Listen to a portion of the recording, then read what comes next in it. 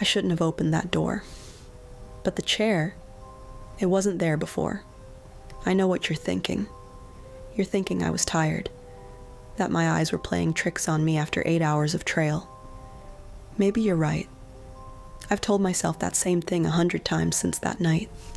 Lying in bed, staring at the ceiling, listening to sounds that aren't there anymore. But here's the thing about doubt. It's a comfortable lie you tell yourself so you can sleep. And I haven't slept. Not really slept. In 3 weeks. Let me take you back. My name is Daniel Marsh. I'm 34 years old. I've been hiking solo since I was 19. Appalachian Trail, the Olympic Peninsula, parts of the Boundary Waters. I've logged more miles alone in the woods than most people drive in a year. I'm not reckless. I'm not the kind of guy who panics at shadows or jumps at sounds. I know the forest. I know how it breathes, how it settles, how it speaks in its own quiet language of wind and bark and bird. I thought I knew what it was capable of. I was wrong. The trail I'd chosen that October was off the main route, a backcountry loop in northern Washington that barely registered on the Maps app I'd downloaded. Dense Douglas fir, thick undergrowth, the kind of forest that closes behind you like a curtain the moment you step off the main path. I'd packed for 4 days.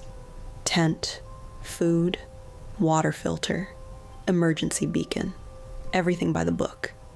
I noticed early on that the trees seemed to lean slightly as I passed beneath them. Not dramatically, not in any way I could photograph or prove, just a subtle, almost imperceptible inclination. The way tall things sometimes seem to orient toward movement, toward warmth. I told myself it was the angle of the light, the way shadows fall differently in old growth. I kept walking. The leaves fell around me with unusual timing. Not in gusts, not in clusters, but one at a time, in intervals, like something counting my steps from above. I didn't think about it then. I think about it now, 2 days in. That's when the birds stopped singing. Not gradually. Not the way birds go quiet at dusk or before a storm. One moment the forest was alive. Chickadees, the distant knock of a woodpecker, the occasional whistle of something I couldn't name. And then between one footstep and the next, silence. Complete. Total. Absolute. I stopped walking. The trees around me were massive. Old growth, standing since before this country had a name. Their canopy so thick above me that the October sky was just fragments, pale gray pieces between dark branches. No wind, no rustling. The air felt dense, pressurized, like the forest had taken a breath and decided not to release it. I stood there for a full minute. Nothing. I told myself, a hawk, a predator nearby, spooking the smaller birds. Reasonable, explainable. I adjusted my pack and kept moving, but I noticed after that no birds returned, and the silence followed me, walked with me, like a second shadow I couldn't shake. I smelled the cabin before I saw it. Wood smoke. Faint, almost imperceptible, threaded through the cold air like the memory of fire rather than fire itself. I stopped, checked my map. According to everything I'd researched, there were no structures in this section of forest. No ranger stations, no hunting camps, nothing. Just old logged land, left to recover. Supposed to be empty. The smell grew stronger as I pushed through a dense line of young firs. And there it was. The cabin sat in a small clearing, 40 feet from where I emerged. Old. Genuinely old. Dark timber walls, a low-pitched roof heavy with moss. 2 small windows on the front face like a pair of half-closed eyes. A covered porch. 2 steps up, with a rocking chair sitting to the left of the door. I stood at the tree line and looked at it. Everything about it said, abandoned. The windows were dark. The porch boards were warped and gray. A rusted metal bucket lay on its side near the steps, half buried in dead leaves. Except the wood smoke. Still there. Still faint. And the chair.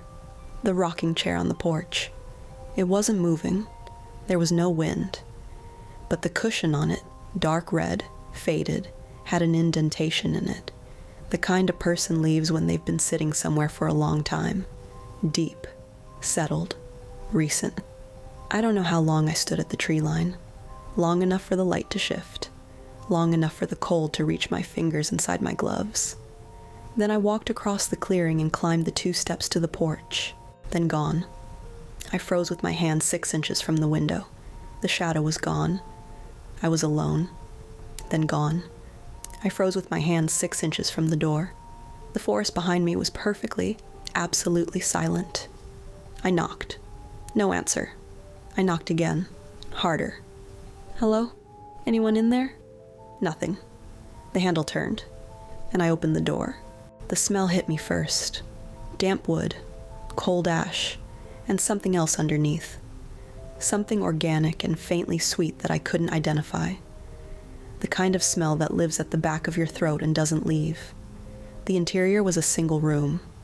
A wood stove against the far wall, long cold, its iron surface dulled with rust. A narrow cot along the right wall, mattress stripped to bare ticking.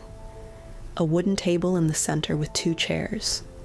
One pushed in, one pulled out at an angle, as if someone had just risen from it. A tin cup on the table, upright, clean. I looked at that tin cup for a long time. Everything else in the cabin was layered with dust. The floor, the windowsills, the top of the wood stove, all filmed with the gray accumulation of years. But that cup sat clean and deliberate on the table like a period at the end of a sentence. I set my pack down by the door, told myself I'd rest for 1 hour. The sky outside was getting heavier, the light thickening toward late afternoon, and something about pushing back into that silent forest before dark felt suddenly, viscerally wrong. I didn't examine that feeling too closely. I sat in the chair that was pulled out and noticed absently that the wood of its legs had left marks in the dust on the floor. Recent marks. The kind that happen when a chair is moved not years ago, but recently, days ago, maybe less.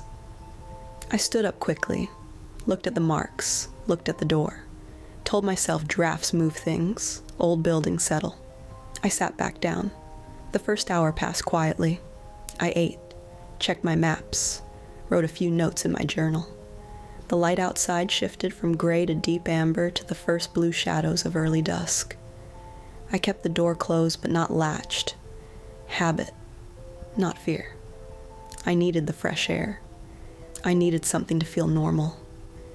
At some point, I got up to check the back window, a small square of glass set high in the rear wall, facing the trees. I wanted to see the sky, gauge how dark it was getting. I stood on my toes to see through it. Trees, close. Closer than I'd realized from the front. A dense wall of fir, their bases disappearing into shadow. Nothing moving. Nothing there. I went back to the table. I stopped. The tin cup was on the other side of the table. Still upright, still clean. But on the other side, closer to where I'd been sitting, I could see in the thin film of dust at the cup's base a faint curved mark where it had moved, like a small crescent, a scratch through the gray. I picked it up, turned it over in my hands, set it down exactly where I'd found it, on the far side of the table. Then I sat down and stared at it. I could swear I hadn't moved it. But my hands were shaking slightly. Enough to make me doubt. For 20 minutes, I stared at that cup. It didn't move again. But after those 20 minutes, I noticed something else. The chair across from me, the one that had been pushed in when I arrived, was pulled out now. Not far. 3, maybe 4 inches. I had not heard a single sound. Not a creak. Not a scrape. Nothing. The paranoia arrived quietly, the way real paranoia always does. Not as a sudden alarm, but as a slow, creeping revision of everything you thought you understood. I began to notice the sounds the cabin made. Or rather, the sounds it didn't make. Old buildings are supposed to creak and groan. Thermal expansion, settling foundations, the natural conversation of aged wood with gravity. This cabin was silent as the forest outside. The only sound was my own breathing, and occasionally the soft scrape of my boot on the floorboards when I shifted my weight. The temperature dropped, not the gradual chill of evening coming on. A sudden localized plunge, like stepping from a lit room into a cold hall. Like the air near the wood stove had been deliberately cooled by something passing through it. I zipped my fleece to my chin, and then I smelled it. Not the wood smoke from before. Something else. Closer. Warmer. The same faint, sweet organic smell from when I'd first opened the door, but stronger now. Present and immediate, the way a smell is present when its source is close. When something has moved recently in the small space and disturbed the air. Hello. My voice came out steadier than I felt. If someone's here, I'm just sheltering for the night. I'll be gone at first light. The cabin said nothing. The forest outside said nothing. But from somewhere I couldn't locate, couldn't pin to a wall or a direction, came a sound that might have been a breath. Long and slow, drawn in carefully, held for a moment, then released. Patient. I was on my feet before I decided to stand. I checked every corner. Under the cot, behind the wood stove, the small closet space built into the left wall. Empty. Just bare wood and cobwebs. Nothing. No one. I stood in the center of the room and turned a slow circle. The tin cup was on my side of the table again. The same curved mark in the dust. Slightly deeper this time. Or was it? Was I imagining the depth? Was I imagining all of it? I pressed my fingertips against my temples and stood very still and told myself, with great deliberate care, you are tired. You are alone. Your brain is doing what brains do in isolation and darkness. This is explainable. This is survivable. I almost believed it. Night came fully, and with it, the forest revealed a new quality of darkness. Not the darkness of absence, but the darkness of presence, thick and close against the windows like something pressing in to look. I had my headlamp. I had my emergency beacon. I kept cataloging these things, returning to them, the way you hold on to the familiar when the unfamiliar is crowding in too fast. I decided to go outside, check the perimeter, prove to myself the clearing was empty. I opened the cabin door and stepped onto the porch. The cold hit me like a wall. My breath came out in a long white cloud. The clearing was gray-black, the tree line a solid wall of darkness. Above, through a gap in the canopy, a handful of stars, cold, distant, indifferent. I swept my headlamp around the clearing. Empty. Just dead grass. Cold air. Silent trees. I was about to go back inside when I looked down. At the base of the porch steps, in the soft earth where the dead leaves had been disturbed, were footprints. Coming from the tree line, crossing the clearing, stopping at the base of the steps. My footprints. I recognized the tread pattern of my boots. But beside mine, slightly overlapping, was another set. Narrower. Lighter. The impression shallower, as if made by someone who moved carefully, placing each foot with absolute, deliberate precision. They came from the trees. They stopped at the bottom of the porch steps. They did not go back.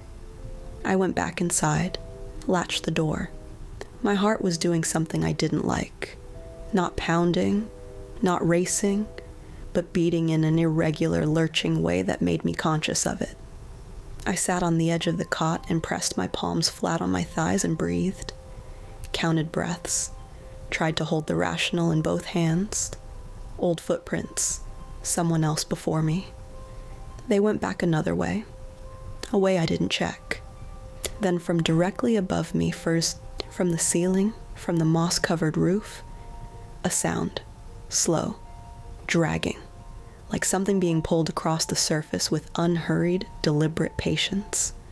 I felt it in the floorboards, a faint vibration traveling up through the soles of my boots, through my legs, settling into my chest like a second heartbeat that wasn't mine. One end of the cabin to the other, then silence. I did not move. I sat with my headlamp pointed at the ceiling, and I did not move. And I counted seconds in my head, and I got to 47 before I trusted myself to breathe normally again. An animal. A branch. Wind. No wind. Then what? Then what? The temperature dropped again, sharply. My breath was visible now, small white clouds appearing and disappearing in the beam of my headlamp, and with the cold came a prickling along my forearms, the fine hair rising, the skin contracting in a way that had nothing to do with temperature and everything to do with something older and more animal than thought. Every nerve in my body said, something is right outside that window. Then very close to the left window, something spoke. Not words. Or almost words. A sound at the boundary of language, low and guttural, that rose and fell with the cadence of speech, but resolved into nothing I could understand. One syllable, maybe two, pressed against the glass, then gone. I turned to look at the window. In the reflection of my headlamp on the dark glass, I saw myself. Pale, wide-eyed, a man I barely recognized, and just behind my right shoulder, a shape, tall, still, watching. I spun around, empty. The cabin was empty. My headlamp swung wildly across the bare walls, the cold wood stove, the table. The cup was gone. Just the dust, the curved marks where it had been moved, and moved again, in a single set of new marks, narrow, precise, like fingertips, in the dust at the edge of the table. What was that? What was that? What was that? I don't have a clear memory of deciding to leave. I don't have a clean narrative of what happened next. One moment, I was standing in the center of the room, and then I had my pack on my back, and the door was open, and I was across the porch and moving through the clearing fast, my headlamp cutting a pale, shaking tunnel through the dark. I did not look back at the cabin. I did not look back. I found the gap in the tree line, and I went through it, and the forest closed around me like a fist. And here is the part I come back to. The part I can't explain away. The part that no amount of rational revision will fully cover. As I walked, the forest moved with me. The branches above inclined slightly in my direction as I passed beneath them, though there was no wind. The undergrowth on either side was thick and wrong, shapes in the periphery that resolved, when I looked directly, into nothing but ferns and shadow. But the sounds were all behind me, steady, paced, matching my stride with a careful, unhurried precision that made me understand, with nauseating certainty, that whatever followed me was not trying to close the distance. It was maintaining it. It had somewhere to be. And I was taking it there. I walked for 4 hours. I walked until the trees thinned and the sky lightened, and I hit a fire road that I followed until I reached a paved surface and a gas station blazing in the early gray of morning. I sat on the curb outside and shook for a while. I told the ranger station what I'd found. They sent people. They confirmed the cabin. Old, unregistered. No record on any survey they could locate. No owner. No history. They found no one there. They told me, no footprints other than mine. I've been home for 3 weeks. I sleep with the light on now, which is something I haven't done since I was 8 years old. I sleep facing the wall because I found, in the first week, that I couldn't sleep facing the room because of the reflections, every dark window, every darkened screen, every shadow with depth. I see it there, or I almost see it, the shape behind my reflection, tall, still, patient. It never moves closer. It doesn't need to. I left the cabin behind in the cold dark of northern Washington 3 weeks ago. but something followed me home through those trees. And I've come to understand, in the slow, careful hours of early morning when the house is absolutely still, that it learned something important about me the moment I touched that door handle. It knows I'll keep looking. It knows I'll keep seeing. And it will wait. It is very good at waiting. Don't go into the deep woods alone. And if you find a cabin, if the door opens easy and there's a mark in the dust where something has been moved and moved again, walk away. Don't look at the windows, because it already knows you're there. It knew before you arrived.